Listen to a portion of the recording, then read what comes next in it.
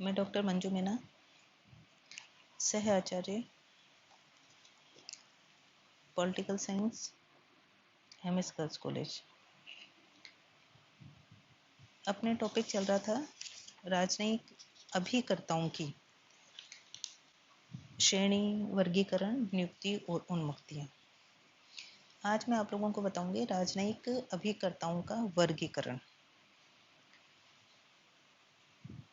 जैसा कि पहले भी मैंने आप लोगों को बताया है कि सामान्यतः जो है राजनयिक अभिकर्ताओं को दो भागों में विभाजित करते हैं। एक तो नियमित राजनयिक अभिकर्ता और दूसरे जो है समारोह विषयक राजनयिक अभिकर्ता। मुख्यतः हम ये मानते हैं कि राजनयिक अभिकर्ताओं के वर्गीकरण से संबंधित नियमों का निर्माण जो है वह 1815 के वियना तथा 1818 के एला शपील के कांग्रेसों में किया गया था और उसमें ये निश्चित किया गया कि दूतों की कुछ जो है श्रेणियां होनी चाहिए। इन दोनों ही सम्मेलनों में 3 प्रकार के राजदूत जो है वो बताए गए। असाधारण राजदूत जो है, साधारण राजदूत और कार्यवाहक दूत। 1961 का जो वियना सम्मेलन हुआ उसमें भी इन तीनों राजनयिक अभिकर्ताओं के बारे में बताया गया, लेकिन साथ ही साथ में निवास मंत्री जो थे उनको इसमें से हटा दिया गया। मुख्यतः वर्तमान में राजनयिक अभिकर्ताओं की जो श्रेणियां हम लेते हैं उसमें 3 या 4 जो है राजनयिक अभिकर्ताओं की श्रेणियां हैं जो कि सामान्यतः कार्य करती हैं, लेकिन इसके अलावा भी इनकी जो है श्रेणियां हैं। तो राजनयिक अभिकर्ताओं की जो श्रेणियां हैं उनको मैं आप लोगों को बताऊंगी। सबसे पहला जो राजनयिक अभिकर्ता माना जाता है उसको हम कहते हैं असाधारण तथा पूर्णाधिकृत राजदूत। ये राजदूत की जो है सर्वोच्च श्रेणी होती है और 2 तरह के राष्ट्र होते हैं, एक तो स्वीकारी राष्ट्र और दूसरा प्रेषक राज्य। मतलब कि अपने यहाँ से जो राष्ट्र राजदूत भेजता है उसको हम प्रेषक राज्य कहते हैं और जिस राष्ट्र में उसे नियुक्त किया जाता है उसे हम स्वीकारी राष्ट्र के रूप में स्वीकार करते हैं। तो असाधारण जो राजदूत है, असाधारण तथा पूर्णाधिकृत जो राजदूत है, ये राजदूत जो है राज्याधिपति मतलब कि राष्ट्र के प्रमुख के प्रतिनिधि जो है वह माने जाते हैं और इन्हें जो है राष्ट्र प्रमुख से सीधे मिलने का अधिकार जो है वह होता है। जब भी किसी राजदूत को नियुक्त किया जाता है तो उन्हें एक नियुक्ति पत्र दिया जाता है जिसे हम कहते हैं प्रत्यय पत्र। प्रथम श्रेणी का ये जो अधिकारी है जिसको कि हम असाधारण तथा पूर्णाधिकृत राजदूत की श्रेणी में रख रहे हैं, यह अपना प्रत्यय पत्र जो है स्वीकारी राष्ट्र के राष्ट्राध्यक्ष के समक्ष जो है प्रस्तुत करते हैं। क्योंकि यह प्रथम श्रेणी का जो है राजदूत है और प्रथम श्रेणी का राजदूत होने के कारण से सबसे महत्वपूर्ण जो है राजदूत इन्हें माना जाता है और इन्हें अस्थायी मिशन के लिए भी भेजा जा सकता है और स्थायी कार्य के लिए भी इनकी नियुक्ति जो है वह की जा सकती है। दूसरी श्रेणी के जो राजदूत हैं जिन्हें कि हम पूर्णाधिकार युक्त मंत्री और असाधारण दूत के रूप में स्वीकार करते हैं, यह द्वितीय श्रेणी के राजनयिक हैं जो राज्याध्यक्ष के द्वारा जो है नियुक्त किए जाते हैं, परंतु यह राष्ट्र प्रमुख के व्यक्तिगत प्रतिनिधि नहीं माने जाते हैं।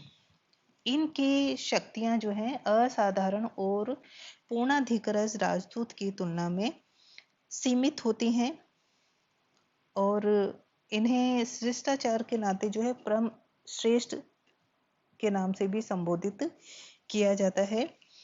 और इस श्रेणी का जो दूत होता है उसे राष्ट्राध्यक्ष से प्रत्यक्ष भेंट करने का अधिकार प्रदान नहीं किया जाता है।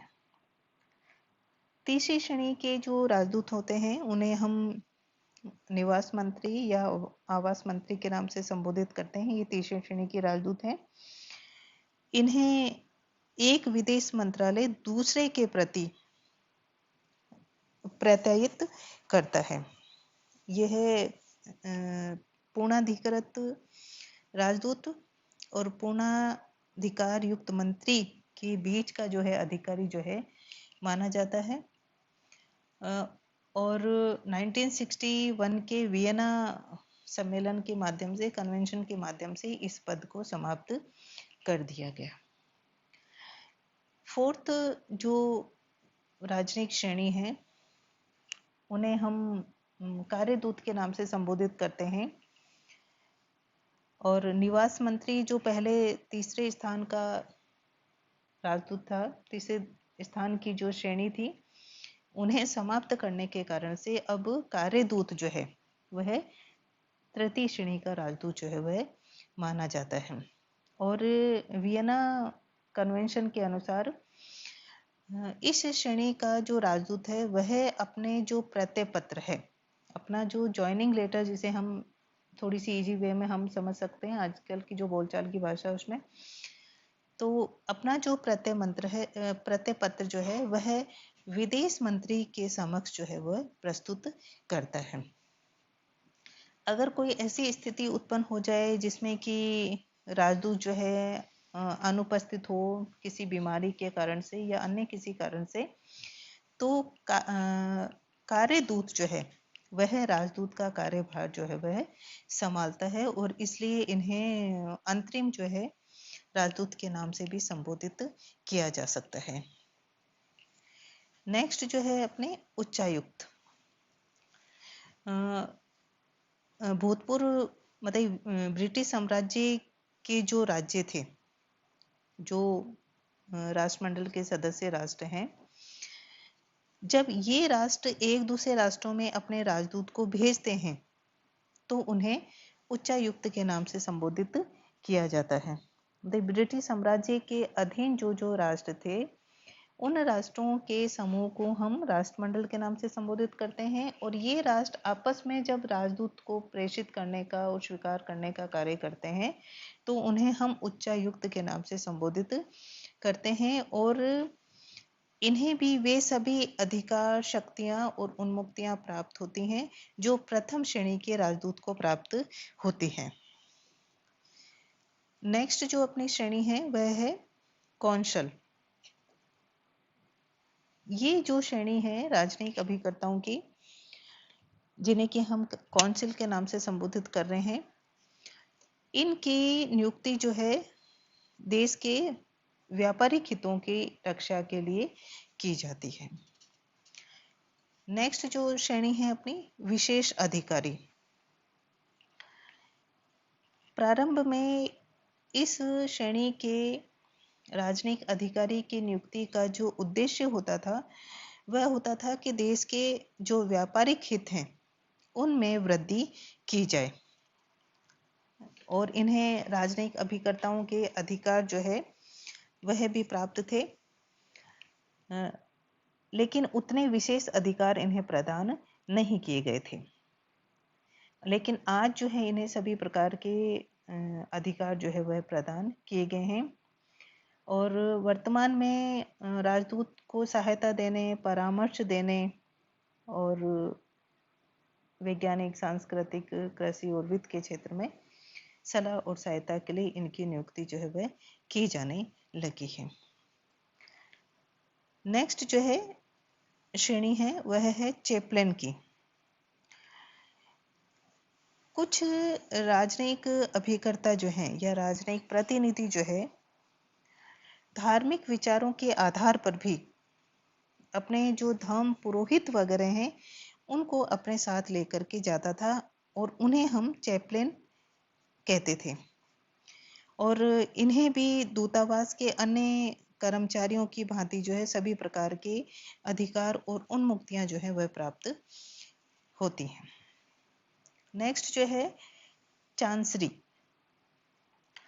दूतावास का जो कार्यालय होता है, जो ऑफिस होता है, उसको हम चांसरी कहते हैं।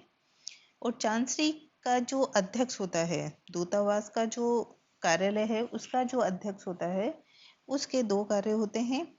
एक तो दूतावास के जो विभिन्न प्रकार के जो कार्य किए जा रहे हैं उनमें समन्वय स्थापित करना, कोऑर्डिनेशन उनमें बनाना, और साथ ही साथ में दूतावास के शासन को चलाना। और इन कार्यों को संपादित करने के लिए चांसरी के पास में कुछ अधिकारी और कर्मचारी भी होते हैं, जिसमें कि प्रथम, द्वितीय और तृतीय श्रेणी के कर्मचारी और टाइपिस्ट, वायरलेस और एलडीसी क्लर्क आदि जो है। नेक्स्ट जो श्रेणी है वह है निरीक्षक। जो दूतावासों में जो कार्य होते हैं, जो कि उन कार्यों के निरीक्षण करने के लिए निरीक्षक की भी नियुक्ति जो है की जाती है। और इन निरीक्षकों की भी कई जो है श्रेणियां होती हैं, जो ये देखने का कार्य करते हैं कि दूतावास के द्वारा जो है सही प्रकार से अपने कार्य संपादित किए जा रहे हैं या नहीं किए जा रहे हैं, कल्याण के कार्यों को ध्यान में रखा है या नहीं रखा जा रहा है, या दूतावास की जो सुरक्षा है वह सही है या नहीं है। और साथ ही साथ में कर्मचारियों के व्यक्तिगत मामलों की देखभाल करना भी इनका प्रमुख उद्देश्य होता है। नेक्स्ट जो श्रेणी है वह है गूढ़ लेख लिपिक। देखिए, जो राजनयिक अभिकर्ता होते हैं वह अपनी जो वार्ता है वो कुछ कोड होते हैं उनके फिक्स, गुप्त भाषा होती है, उनमें वो आपस में जो है बातचीत करते हैं। और इनका उपयोग जो है विदेश विभाग जो है दूतावास के साथ जो है पत्र व्यवहार के साथ जो है करता है। तो जो पत्र व्यवहार किए जाते हैं उनकी जो लैंग्वेज होती है, भाषा जो होती है, उनको लिखना और उनका अनुवाद करना, ये सारा कार्य जो है गूढ़ लेख लिपिक के ऊपर होता है। और हर राज्य जो है अपने इस श्रेणी को बड़ी सावधानी से रखता है, क्योंकि ना जो जासूस होते हैं वह इस गूढ़ भाषा को जानने की जो है कोशिश करते हैं। वैसे वर्तमान में सभी राष्ट्रों के, सभी सरकारों के अपने एक विशेष जो है गुप्त विभाग होते हैं और उनकी अपनी एक लैंग्वेज होती है।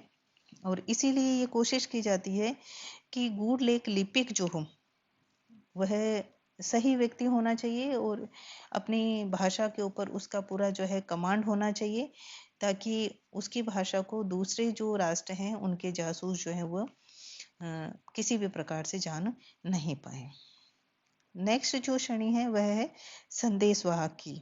मतलब कि विदेश विभाग और दूतावासों के मध्य जो पत्र व्यवहार होता है, जो प्रतिवेदन होता है, उसको लाने और ले जाने वाला जो है संदेशवाहक जो है कहलाता है। यद्यपि आधुनिक युग में संचार और यातायात की जो क्रांति हुई, अपने जो मीडिया जो है, नेट जो है, उसके माध्यम से यद्यपि इनका महत्व उतना नहीं रहा है जितना कि प्रारंभ में था, लेकिन फिर भी गुप्त और जो महत्वपूर्ण जो पत्र होते हैं वो विशेष व्यक्ति के माध्यम से ही भेजे जाते हैं। इसके आगे की जो श्रेणियां हैं अपने नेक्स्ट क्लास में लेंगे। धन्यवाद।